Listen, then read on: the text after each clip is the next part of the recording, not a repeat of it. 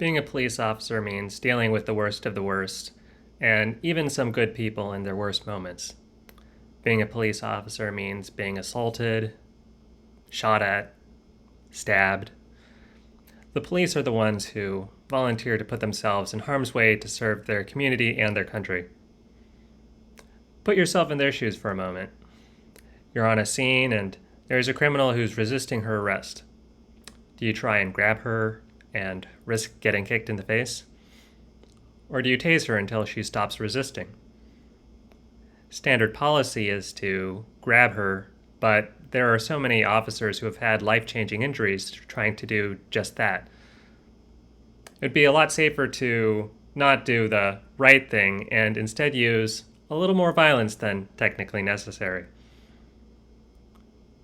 And based on the reporting of so many incidents with ICE interacting with illegal immigrants and American citizens, it's clear the Trump administration has authorized using more violence than is technically necessary.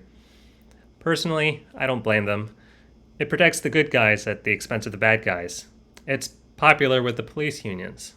There's really good reasons for this policy. However, I think it's bad policy, and it's bad policy for all the reasons that normal police departments don't act like this in public.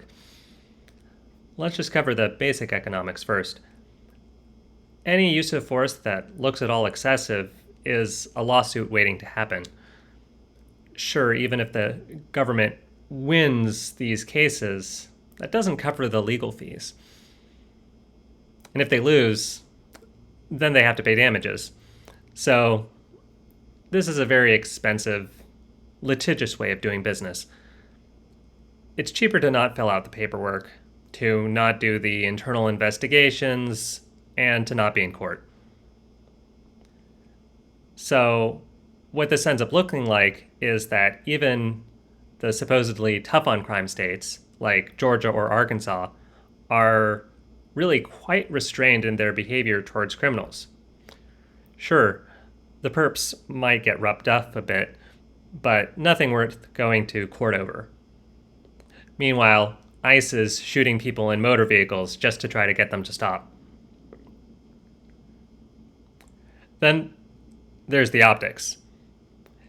The optics are a little bit fuzzy because tough enforcement plays to both extremes. On one side, you have the people saying, this is what I voted for, and on the other side, you have the people who say, this is what I voted against. But for the people in the middle, it starts to be a little bit more complicated. For me, I think it's better to be uncomplicated. A stab wound is better evidence than verbal testimony.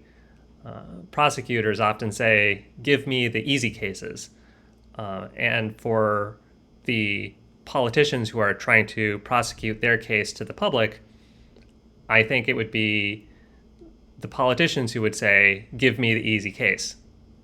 And I think the easy case when it comes to mass deportation, not just for the extreme left or the extreme right, the arguments that affect the centrists are that the people being deported are violent criminals that need to go. And anyone who's protesting are violent protesters that don't need to be listened to. If the police are doing this enforcement that violently preempts everything, then all of a sudden the police are the bad guys because they're the only ones being violent. That said, I don't expect changes to happen anytime soon because there's reasons why ICE will still continue to have brutal enforcement of immigration laws. The first one is that a lot of voters are suffering economically and culturally, and they don't trust the government to fix it in 2 years, 4 years, 8 years. They want quick and, if necessary, blunt fixes to their problems. And Trump is delivering, and his administration is delivering on those promises. Me just saying that the solution is too blunt doesn't cause those voters to have more money. or start trusting the government. The other reason why ICE is going to continue to have brutal enforcement is that there's not the optics that the police are the ones who are being overly violent, not just because there are immigrants who are violent, but also because the radical left has decided to be seemingly just as violent. Not just in threats, that was more what was happening in the past, but now it's action too. There's been just an epidemic of ramming police cars, trying to ram government checkpoints, trying to ram ICE enforcement vehicles. There's police stations across the country that are getting just seemingly randomly shot up. These are cops that have nothing to do with immigration, but they're under attack anyways.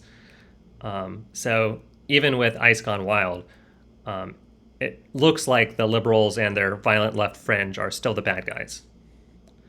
So to wrap up, ICE is a disaster for good reasons, but it's going to stay a disaster for bad reasons. I hope you liked this video, and thanks for watching.